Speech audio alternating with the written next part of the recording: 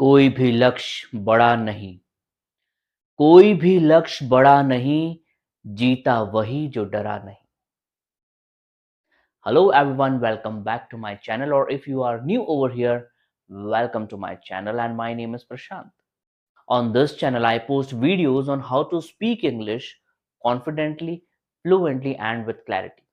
So if you are the one who really wants to improve your English communication, then this channel is specially for you. I request you to please subscribe to this channel because consistency is the key. And once you subscribe to this channel, you will come to know what consistency is. So without any further delay, let's jump directly into the video. I already told you in my previous class कि हम next class में क्या पढ़ने वाले हैं. तो आप board पर देख सकते हैं हम क्या पढ़ने वाले हैं. टेंस. टेंस हमने प्रीवियस क्लास में देखा ही था. 3 टाइप्स के होते हैं: present, past and future.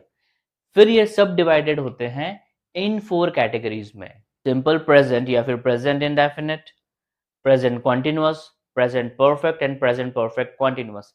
Similarly simple past या past indefinite, past continuous, past perfect continuous. And the same way simple future या फिर future indefinite, future continuous, future perfect और फ्यूचर परफेक्ट कंटीन्यूअस.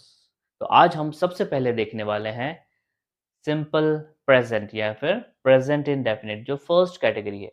ये हम आज समझेंगे. सबसे पहले हम पढ़ेंगे सिंपल प्रेजेंट.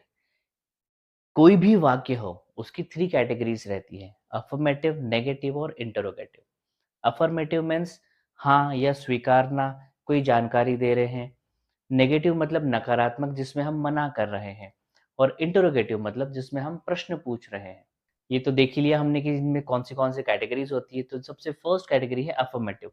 एक बात आप ध्यान दीजिए, जैसा मैंने इन तीनों के एग्जाम्पल्स दिए, क्या मैं जाता हूँ, मैं नहीं जाता हूँ, क्या मैं जाता हूँ. तो इसमें एक पैटर्न आप नोट करेंगे कि यहाँ पर आ रहा है ता हूँ, ता हूँ, ता हूँ. इट मीन्स कि सिंपल प्रेजेंट की क्या पहचान होती है. आप कैसे पहचानेंगे कि कोई सा भी सेंटेंस सिंपल प्रेजेंट टेंस का है.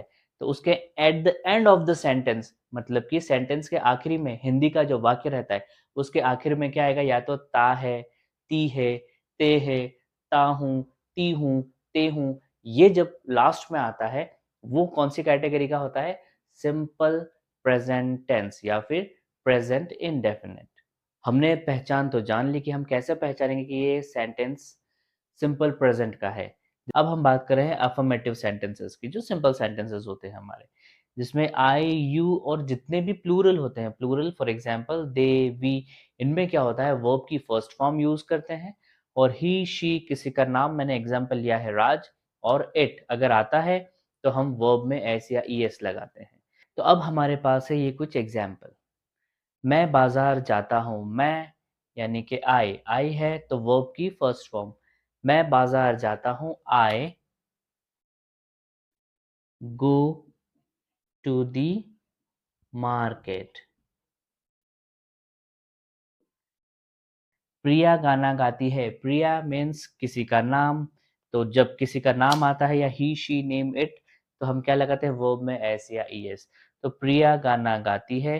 Priya sings a song. जो नेगेटिव और इंटरोगेटिव है, ये हम हमारी नेक्स्ट क्लास में डिस्कस करेंगे. Well, that's all from my side.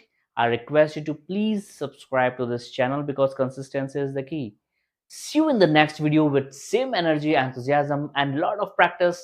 Till then, bye bye, take care.